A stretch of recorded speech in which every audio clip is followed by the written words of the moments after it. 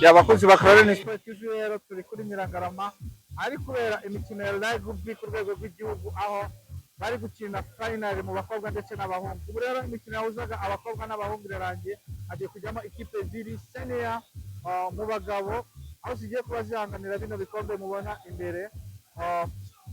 Hari kimwe cyo mu bakobwa nk'uko mubireba, hakaba n'ikindi cyo mu bahungu. So rero abayobozi barahari, umuyobozi muri minisiteri y'umuco na siporo, hakabamo abanyacyubahiro batandukanye mu ngeri zitandukanye. So rero amakipe tugiye kuba dukurikirana mu kanya nk'uko mubireba, ari hari amakipe rero agiye kubahanganiramo hano mu kibuga.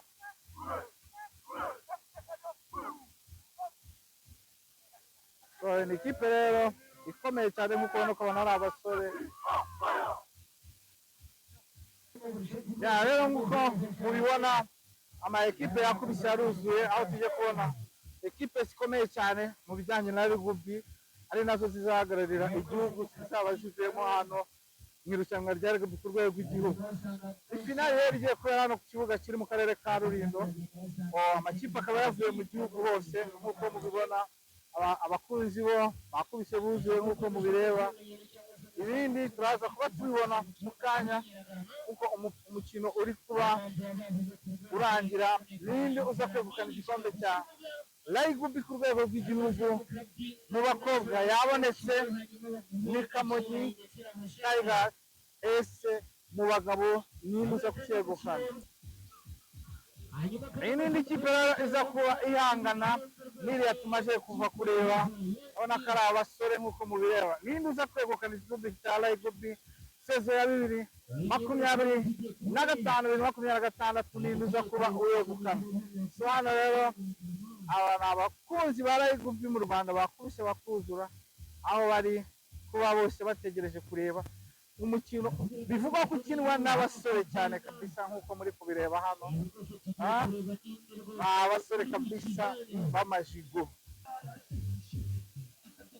Dufite ko nta muntu ugomba kwicwa n'inzara yageze kuri Nyiragarama.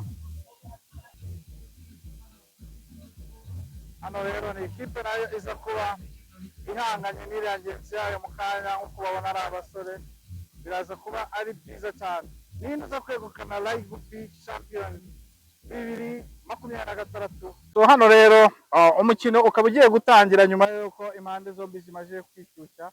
Hano niko binjira, ngira ngo murababona ni abasore b'amaje ya kabisa. Shampiyona y'u Rwanda ya rugby, ninde uza kuba shampiyoni 2026? Byose bigiye gusobanukira hano ku kibuga cya Nyiragarama mu karere ka Rulindo. Ni abasore nk'uko mubibona, kijya mbere kabisa nk'uko uri kubareba. Ninde uza kuba yegukana shampiyona ya rugby mu Rwanda?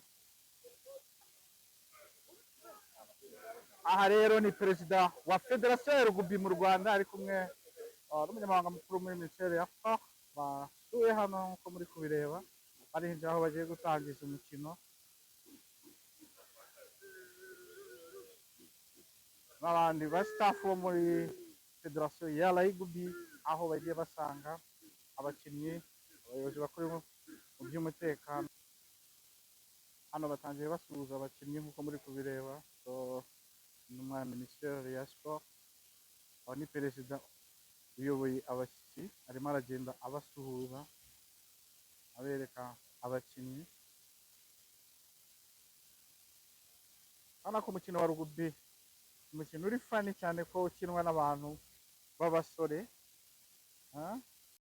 basore kabisa cyane nk'uko mubibona.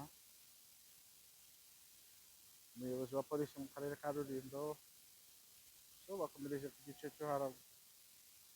Hano bakomeje ku ikipe nayo igiye kubihangana n'iriya ngenzi yayo.